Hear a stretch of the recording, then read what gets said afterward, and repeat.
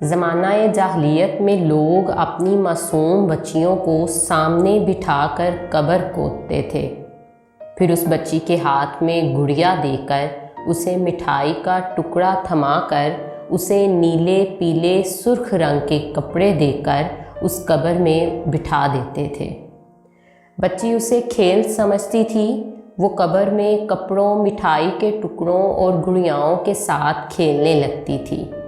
پھر یہ لوگ اچانک اس کھیلتی، مسکراتی اور کھلکھلاتی بچی پر ریت اور مٹی ڈالنے لگتے تھے۔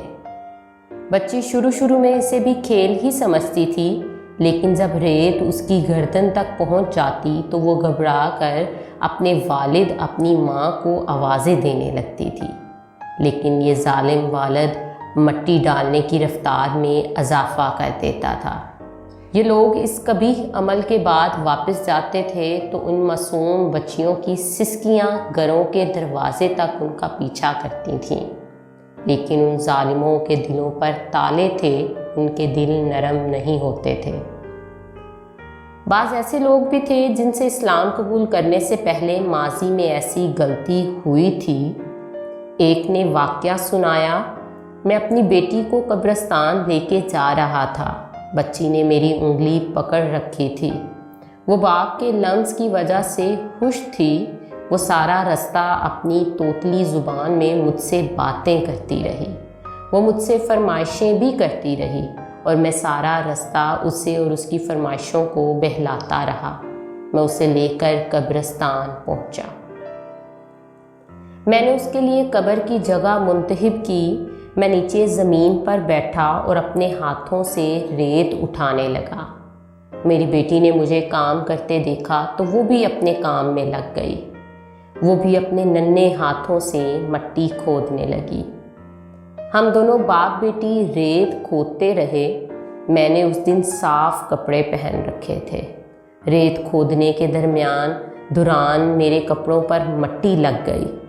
میری بیٹی نے کپڑوں پر مٹی دیکھی تو اس نے اپنے ہاتھ جھاڑے، اپنے ہاتھ سے قمیص کے ساتھ پہنچے اور میری قمیص سے ریت جھاڑنے لگی۔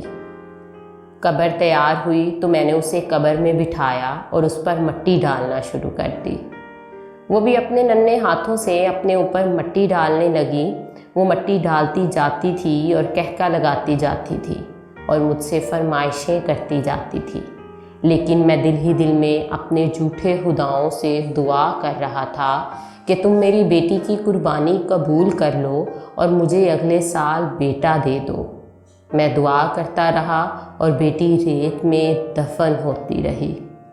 میں نے آخر میں جب اس کے سر پر مٹی ڈالنا شروع کی تو اس نے خوفزدہ نظروں سے میری طرف دیکھا اور مجھ سے توتلے زبان میں پوچھا، ابا آپ پر میری جان قربان، آپ مجھے ریت میں کیوں دفن کر رہے ہیں؟ میں نے اپنے دل کو پتھر بنا لیا اور دونوں ہاتھوں سے تیزی سے قبر پر ریت پھینکنے لگا۔ میری بیٹی روتی رہی، چیختی رہی، دہائیاں دیتی رہی، لیکن میں نے اسے ریت میں زندہ دفن کر دیا۔ یہ وہ نقطہ تھا جہاں رحمت للعالمین صلی اللہ علیہ وآلہ وسلم کا ضبط جواب دی گیا۔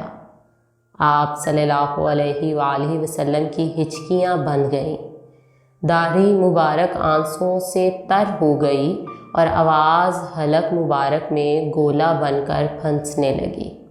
وہ شخص داڑیں مار مار کر رو رہا تھا اور رحمت للعالمین صلی اللہ علیہ وآلہ وسلم ہچکیاں لے رہے تھے۔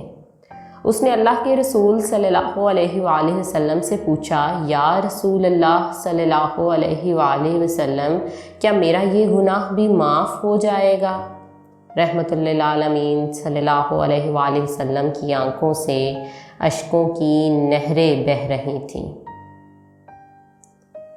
تو پیارے دوستو، ہمارے معاشرے میں آج بھی بہت سے لوگ اس نقطے پر غور دیتے ہیں کہ ہمیں بیٹا ہی چاہیے۔ ان سے اپیل کرتی ہوں کہ خدایا ایسی گندی سوچ کو ختم کریں۔ شکریہ۔